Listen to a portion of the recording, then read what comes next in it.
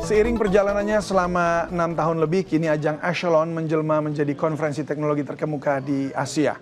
E27 dan Daily Social kembali menghadirkan event Echelon utama di Indonesia dengan sejumlah update dan insight terbaru seputar industri digital, startup, mobile, dan aplikasi. Berikut liputan Bloomberg TV Indonesia. Industri digital, mobile, dan aplikasi di Indonesia diperkirakan berkembang pesat hingga mampu tumbuh 40%. Grafik ini diyakini akan bergerak naik hingga 3 tahun mendatang. Tak lepas dari jumlah pemilik akun internet yang mencapai 278 juta, pamer industri smartphone yang sedang tinggi terbukti mampu mengerek pertumbuhan penggunaan aplikasi lokal baru. Pemain anyar di pasar ini pun banyak bermunculan.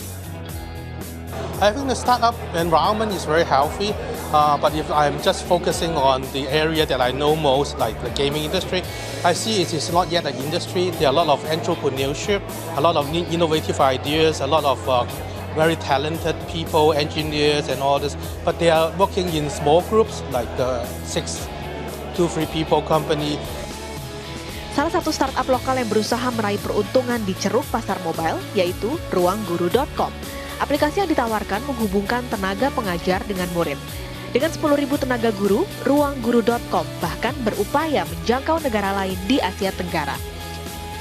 Ini juga memang belum ada dominant player-nya untuk marketplace pendidikan. Tapi saat ini paling nggak untuk 2 tahun ke depan kita masih fokusnya locking market Indonesia dulu. Tak dinyana memang, dari defisit 2014 yang mencapai 10,5 miliar dolar Amerika, sektor teknologi informasi dan komunikasi merupakan penyumbang defisit kedua terbesar setelah sektor migas.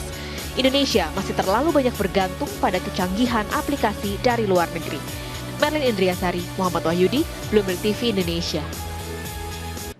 Oke, lantas apa saja update dari ajang Echelon Indonesia kali ini? Telah bersama saya Rahmat Harliadi, Vice President of Marketing dailysocial.net. Mas Rahmat, selamat datang di Tech Now. Terima kasih, David. Ya, Mas Rahmat, sebenarnya apa yang menjadi fokus utama dari Echelon 2015 kali ini dibanding tahun-tahun sebelumnya? Oke, terima kasih. Sebelumnya, kalau membicarakan tentang bagaimana update Echelon dibandingkan tahun-tahun sebelumnya, memang tahun ini adalah tahun pertama Echelon mengadakan event conference selama 2 hari. Sebelum-sebelumnya hanya berupa pitch startup saja. Kita undang startup untuk pitching di depan audience. Saat ini kita bikin yang benar-benar full conference seperti aslinya di Singapura. Sehingga apa yang bisa didapat oleh para peserta? Baik, tema kita di tahun ini adalah Smashing Indonesia Growth Barrier. Jelas sekali di sini ada kita mendapatkan insight 50% dari startup dari luar, kemudian dari startup Indonesia sendiri memberikan insight kepada industri regional untuk bisa masuk ke Indonesia. Insight seperti apa? Insight sederhananya seperti ini. Kebanyakan memang perusahaan dari luar memang melihat Indonesia sebagai sebuah market yang menarik. Begitu pula startup di Indonesia sendiri memang masih muda dan masih berkembang, sehingga kita banyak lihat startup Indonesia itu perlu banyak belajar dari luar. Akan lebih seperti itu. Kalau dari luar belajar untuk tentang bagaimana perilaku di sini barangkali begitu ya? Betul sekali. Bagaimana bisa bertahan di Indonesia. Oke, dari sekian banyak keynote yang hadir ini, mana yang patut di-highlight kali ini? Saya rasa untuk yang patut di-highlight, di hari pertama kita ada satu sesi sebelum makan siang. Ini terkait bagaimana cara mendapatkan funding dari investor. Ini satu sesi yang sangat ramai sekali, bahkan banyak penonton yang tidak bisa duduk.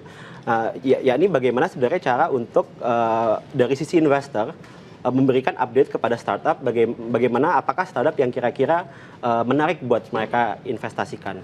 Kemudian untuk di hari kedua kita lihat ada satu sesi dari William Tanuwijaya dari Tokopedia yang baru saja mendapatkan pendanaan sebesar 100 juta dolar. Bagaimana kita bisa belajar dari William bagaimana cara membangun culture company, kemudian juga bagaimana cara membuat produk yang berorientasi kepada konsumen.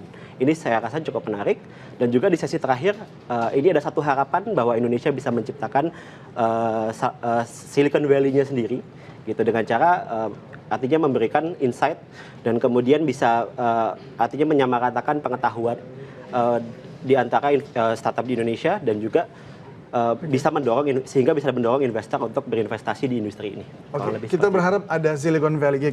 Tentu pasti semua pengen seperti itu. Tetapi dari opini Anda, seberapa jauh sekarang sebenarnya perkembangan startup di Indonesia? Baik.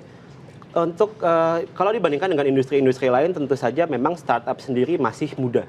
Artinya masih banyak ketidakpastian dan resiko. Tetapi dengan banyaknya pemain-pemain investor yang datang dari luar menunjukkan bahwa Indonesia sendiri punya potensi yang luar biasa.